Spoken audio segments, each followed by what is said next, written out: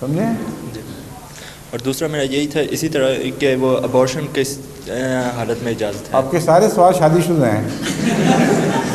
کوئی کمارا سوال بھی کریں.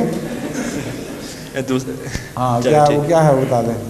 وہ پھر تیسرا سوال یہ تھا کہ جین ٹیکنالوجی میں انسان کو کتنی اجازت ہے کہاں تک جانے کی؟ کس کی؟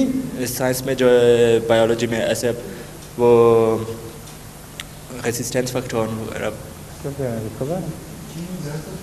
ان genetical the gains and human genes میں کیا آپ کیا کہتے ہیں بتائیے. جینیٹیکل انجینئرنگ کے بارے میں. ہاں کیا سوال ہے؟ کہ انسان کو کس حد تک اجازت ہے انسانی جینز کے بارے میں. اس کے متعلق بھی میں پہلے تفصیل سے روشنی ڈال چکا ہوں اس مضمون پہ. قرآن کریم نے کسی سائنس کو کنڈیم نہیں کیا سوائے جینیٹک انجینئرنگ کی اس شاخ کو کہ خدا کی مخلوق بدل دے.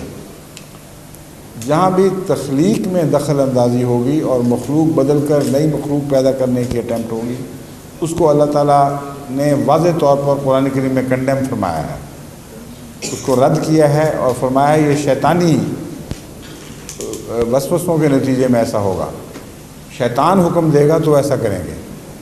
چنانچہ قرآن کریم میں جہاں یہ فرمایا ہے کہ وہ نئی قسم کی چیزیں ایجاد ہوں گی وہاں ذکر میں فرماتا ہے کہ وہ کان کتریں گے جانوروں کے اور شیطان کی ایما پر اللہ کی خلق کو تبدیل کریں گے. تنبیہ اس سے بڑی اور کیا ہو سکتی ہے؟ جس کام کو شیطانی کام کہہ دیا جائے اس کا مطلب ہے اللہ تعالیٰ کی بلیسنگ اس کو نہیں ہوگی. اور خطوات الشیطان کے متعلق اللہ تعالیٰ بیان فرماتا ہے کہ وہ تمہارا دشمن ہے، اس لیے تم اگر اس کی پیروی کرو گے تو تم اپنا نقصان اٹھاؤ گے. اسی وجہ سے میں احمدی جینیٹک انجینئرس کو مشورہ دیتا ہوں ہمیشہ جو یہ تعلیم حاصل کر رہے ہیں یہ بننے والے ہوں یا بن چکے ہوں کہ تم تخلیق میں تبدیلی کا بالکل کوئی کام نہ کرنا، ریسرچ ہی نہ اس پر کرو. ایسے کام کیے جا سکتے ہیں جہاں خدا کی مخلوق کی حفاظت کے لیے جینیٹک انجینئر کو خدمت پر لگا دیا جائے. مثلا کینسر ریسرچ ہے، اس میں بعض جینز کی خرابیوں کے نتیجے میں کینسر پیدا ہو جاتا ہے.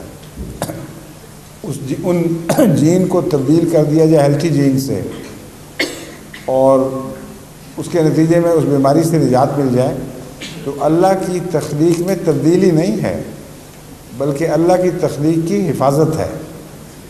اس لیے ہر علم اور ہر سائنس کو فائدے میں بھی استعمال کیا جا سکتا ہے اور نقصان میں بھی استعمال کیا جا سکتا ہے. تو جینیٹک انجینئرنگ کے ماہرین کے لیے خصوصیت سے قرآن میں تنبیہ ہے کہ تخلیق سے نہ کھیلنا. اگر تخلیقی تبدیلیاں پیدا کر کے نئی مخلوق بنانے لگو گے تو تم مارے جاؤ گے.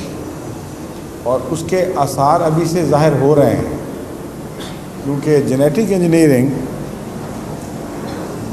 جن مفروضوں پر مبنی ہے اب تک کے تجربے بتاتے ہیں کہ وہ مفروضے قابل اعتماد نہیں رہے. مثلا ایک بیکٹیریا سے ایک جین لی جس کے متعلق معین پتہ ہے یا ایک انسیکٹ سے ایک جین لی جس کے متعلق معین پتہ ہے کہ یہ کردار ہے، یہ کردار رکھتی ہے. اس کو ایک اور انسیکٹ میں انہوں نے پلانٹ کیا اور میتھمیٹیکلی وہ کردار ایڈ آن ہو جانا چاہیے لیکن اس کی بجائے ایک نیا کریکٹر پیدا ہو گیا جس کا مطلب ہے انٹر پلے کے نتیجے میں بین ہی وہی چیز ریپیٹ نہیں ہوئی بلکہ ایک اور ہو گیا. اور اس کی وجہ سے یہ خطرہ پیدا ہوا کہ یہ جینیٹک انجینئر کہیں بعض ایسی چیزیں نہ پیدا کر دے جو ہاتھ ہی سے نکل جائیں.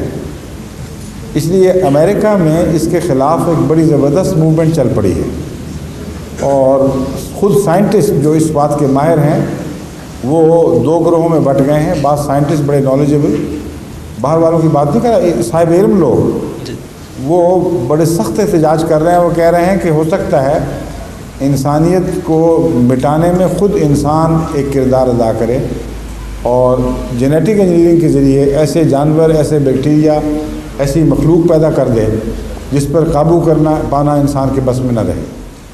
تو یہ وہ ایک شاخ ہے جس کے ایک استعمال کو، سب کو نہیں، قرآن کریم نے واضح طور پر رد فرمایا ہے. ٹھیک ہے، شکریہ.